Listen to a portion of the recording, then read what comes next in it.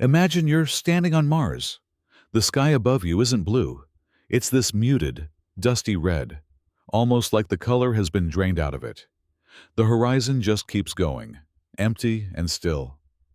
It might even feel beautiful at first, in a strange, untouched way. The sun hangs there too, smaller than you expect, dimmer, like it's lost interest. For a brief moment, it's quiet enough to feel peaceful. No traffic, no voices, no movement at all. Just you, and a planet that doesn't seem to notice you're there. You take a breath, and that's probably the last normal thing that happens.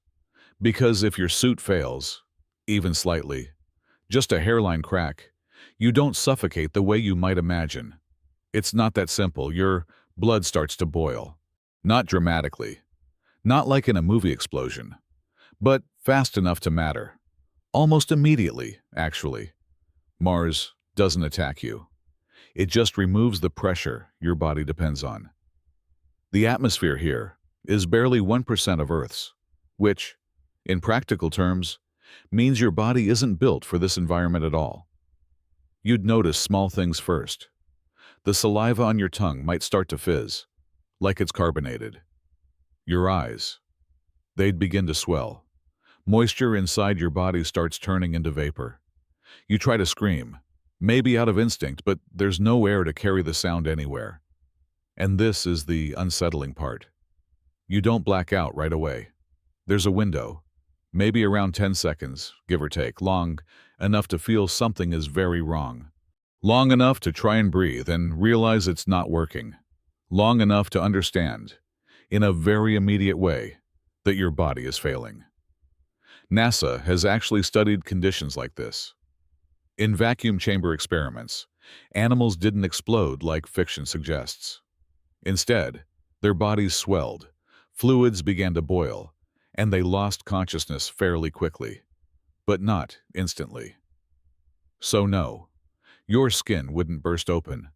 It would stretch, hold together, for a moment, keeping everything contained just enough to make it worse.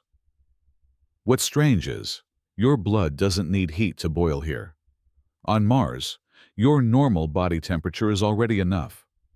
And if you somehow make it past those first seconds, if your suit reseals, if oxygen comes back, that doesn't mean you're safe. It might only mean you've bought yourself more time, because Mars isn't finished with you, not even close. You look around again. Nothing has changed. It's still quiet, still oddly beautiful. But now it feels different. Not empty, just hostile, in a way that's hard to fully describe. Like every grain of dust, every breath you try to take, every second you remain here, is quietly working against you. And maybe that's the real shift. Death on Mars doesn't arrive all at once. It builds, step by step, reaction by reaction. And whether you realize it yet or not, it's already started. You managed to seal the leak. For a second, it actually feels like you got lucky.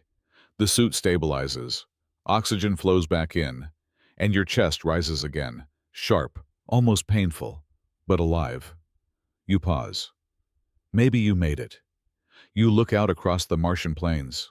Rust-colored dunes stretch endlessly, faintly shimmering under weak sunlight. In a strange way, it almost resembles a desert on Earth. Somewhere remote, quiet, untouched. Almost. But something feels off. You take a step, then another. And that's when you start to notice the cold. Not the kind you remember. Not winter. Not snow. It's harder to describe than that. It's less like cold, and more like heat being taken away. Quickly. Mars, it seems, doesn't just feel cold. It actively drains warmth from you. The average temperature is said to be around -60 degrees Celsius, but that number might be misleading.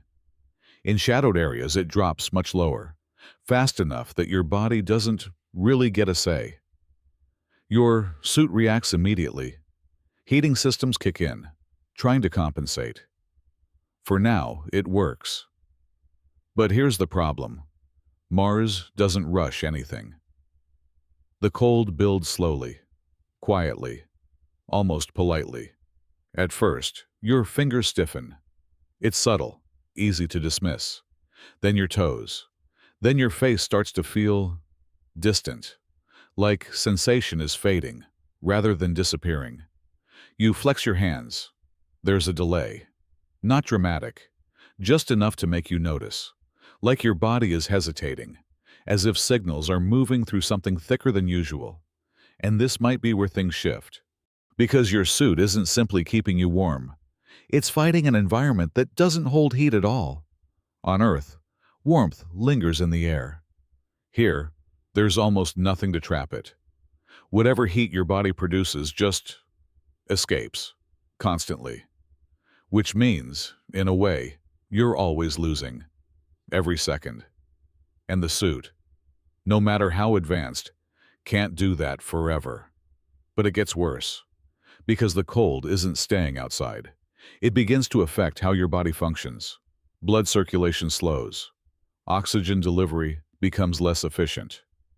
Your thoughts stretch out slightly. Not enough to panic, but enough to notice something isn't right. You look at your hands again. They're shaking now. Not violently, just enough to suggest something is slipping. And there's not much you can do about it. On Earth, extreme cold might take hours to become fatal. Here, it could begin within minutes. Even NASA's rovers, machines designed specifically for Mars, struggle with this. Systems freeze, materials crack, missions fail simply because the planet pulls heat away faster than expected. And those machines don't feel anything. You do. Every drop in temperature feels like a warning your body understands before you do.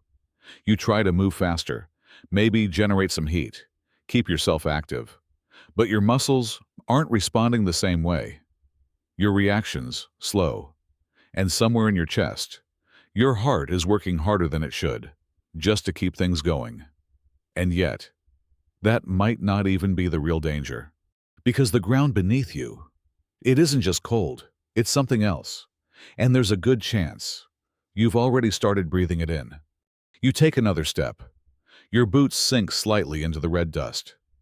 It gives way too easily, almost like flour, or ash that's been sitting untouched for a very long time. There's something odd about it. Too fine, too light. It sticks to everything. Your suit, your gloves, even the small joints where the material folds. You brush some of it off without thinking. It doesn't really help, because, if we're being honest, it's probably already inside. And that's where things start to feel more serious. Mars dust isn't just dust in the way we'd expect. It might look harmless, but chemically, it's a different story. The surface contains perchlorates, highly reactive compounds that, back on Earth, are used in things like rocket fuel. Here, they're just part of the ground, everywhere. You wouldn't notice them directly. No smell, no color difference, nothing obvious. But with every air cycle in your suit, every tiny imperfection in a seal, something that seems trivial, you're likely inhaling small amounts. And at first, it doesn't feel like much. Maybe a slight dryness in your throat, a faint irritation in your chest, the kind of thing you might ignore on a normal day. That's the deceptive part.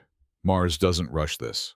It sort of lets you continue as if nothing's wrong, until your body starts reacting, because the dust itself isn't smooth. Under a microscope, it's jagged, tiny shards of silica that can lodge into lung tissue. Not enough to stop you immediately, but enough to cause damage that doesn't go away. On Earth, long-term exposure leads to silicosis. People lose the ability to absorb oxygen properly, but it takes years. Here, it probably wouldn't take that long, especially when you add perchlorates into the mix. Those don't just irritate. They interfere with your thyroid, your metabolism, the systems that quietly keep everything balanced. You might notice your heart rate changing slightly, your temperature feeling off, energy dropping faster than it should. Nothing dramatic, just wrong. And it gets worse, unfortunately, because this isn't staying in your lungs. It spreads. NASA saw a glimpse of this during the Apollo missions. Astronauts came back complaining about lunar dust. It smelled like burnt gunpowder and irritated their lungs almost immediately. And that dust wasn't even toxic in the same way. Mars dust is harsher, more reactive. It doesn't just sit there, it interacts. You cough, just once. But it doesn't feel like a normal cough. It echoes inside your helmet, dry and hollow. You pause, maybe hoping it passes. Then you keep moving. But your breathing feels tighter now. Subtle, but noticeable. Like your lungs aren't expanding as easily as they should. And that's when it starts to sink in. You didn't really escape earlier. You just bought more time. Because death here isn't always sudden. Sometimes it unfolds quietly, step by step, system by system. And what makes it worse is that everything so far, the pressure, the cold, even this dust, it's all visible in some way. You can at least point to it. What comes next? You won't see it all. And whatever it is, it's already moving through you. You stop moving. Not because you decide to. More like your body hesitates before you do. Something feels off, though it's hard to point to anything specific. No alarms go off. No warnings flash across your visor. The suit reads fine. Oxygen, normal. Pressure, stable. Temperature, controlled. By all accounts, you should be okay. And yet, you're not. There's this subtle drain, like energy is slipping away from you for no clear reason. You feel slower, heavier. Not dramatically, just enough to make you question it. At first, you might assume it's exhaustion or stress. But that explanation doesn't quite hold. Because Mars isn't only working against you from the outside, it's passing through you. Every second you stand there, particles, completely invisible, are moving through your suit, your skin, your body. You don't notice them. You can't. But they're there. Radiation. Not sunlight in any familiar sense. No warmth, no brightness. Just energy, high enough to disrupt things at the smallest scale. Mars doesn't have a global magnetic field like Earth does. There's no real shield here. Nothing to deflect what's constantly arriving from space. Solar particles, cosmic rays, they reach the surface almost unfiltered. Which means you're exposed, fully. And this might be where it becomes unsettling. Because radiation doesn't feel like damage. There's no pain attached to it. No instinct telling you to step back. If anything, it's the absence of sensation that makes it harder to grasp. NASA's Curiosity rover recorded radiation levels on Mars that would exceed what's considered safe for humans in just a few days. And astronauts heading there would already accumulate a significant dose during the journey. But you're not inside a spacecraft. You're standing in it. The suit helps, of course. But realistically, it's a thin barrier against something that doesn't really stop in the usual sense. And that might not be enough. Because radiation doesn't just pass through harmlessly. It interferes. It can break DNA strands, alter cellular processes, small errors at first, the kind your body might try to repair. But not all of them get fixed. Some remain, some spread. Cells die, others survive. But changed. Cancer isn't immediate. It's more like a delayed outcome. If you make it through everything else, if you somehow leave, this doesn't necessarily leave with you. You feel a sudden wave of fatigue. Stronger this time, harder to ignore. Your vision blurs for a second, then clears. You shake your head, trying to refocus, but your thoughts don't seem to connect as cleanly as before. It's subtle, like a delay in processing, and you don't really have a way to confirm what's happening. Because radiation doesn't announce itself.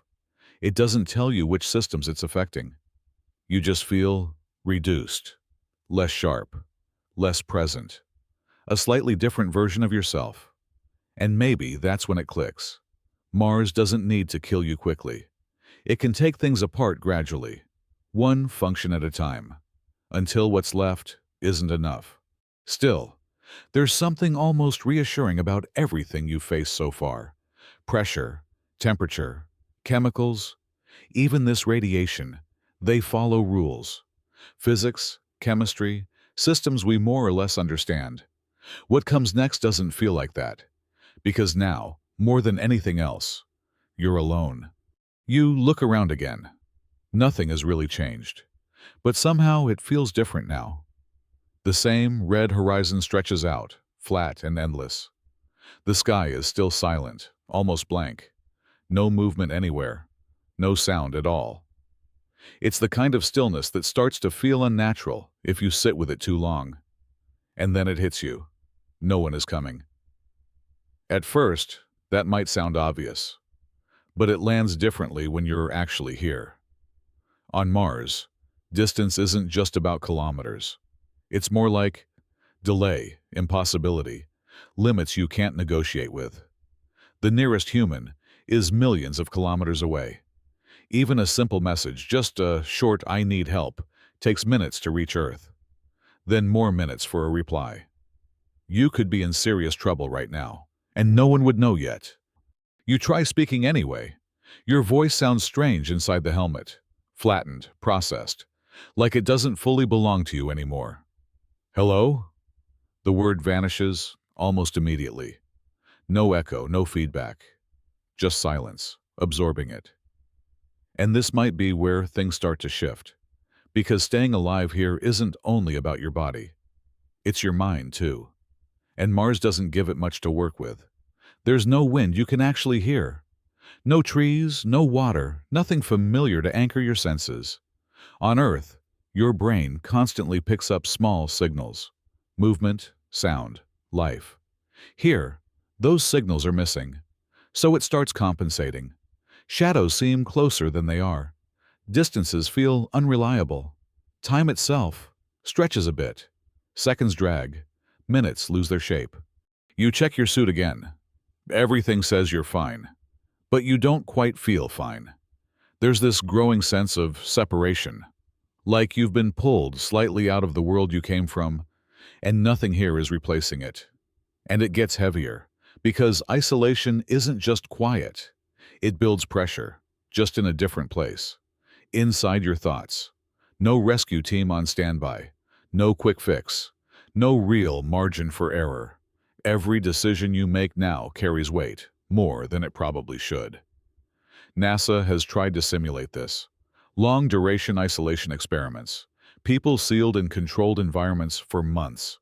Even knowing they were safe, some started to struggle. Anxiety, distorted perception, small breaks from routine that turned into something bigger. But they always knew someone was outside. Monitoring, waiting, able to step in. You don't have that reassurance. Out here, you're unobserved. And that seems to change something fundamental. You take a step forward, then stop. Not because anything blocks you, but because you're not entirely sure why you're moving anymore. Forward doesn't guarantee safety. Standing still doesn't either. There's no clear direction that leads out of this. Only the sense that you're delaying something. And maybe that's when the realization settles in. Mars wasn't built for you. Not in any meaningful sense. Everything about this place, visible or not, leans toward the same outcome. You don't last here. The beauty you noticed earlier, it might not have been inviting at all. More like indifference. Complete, quiet indifference. You look up at the sun again, small, distant. It doesn't warm you. It doesn't guide you. It just exists. And as your body starts to give in, little by little, something else becomes clear. Something harder to accept. It's not that Mars wants to kill you. It doesn't want anything. And maybe that's worse. Because out here, it starts to feel like the universe doesn't need you at all. And the longer you stand there, the harder it is to argue otherwise.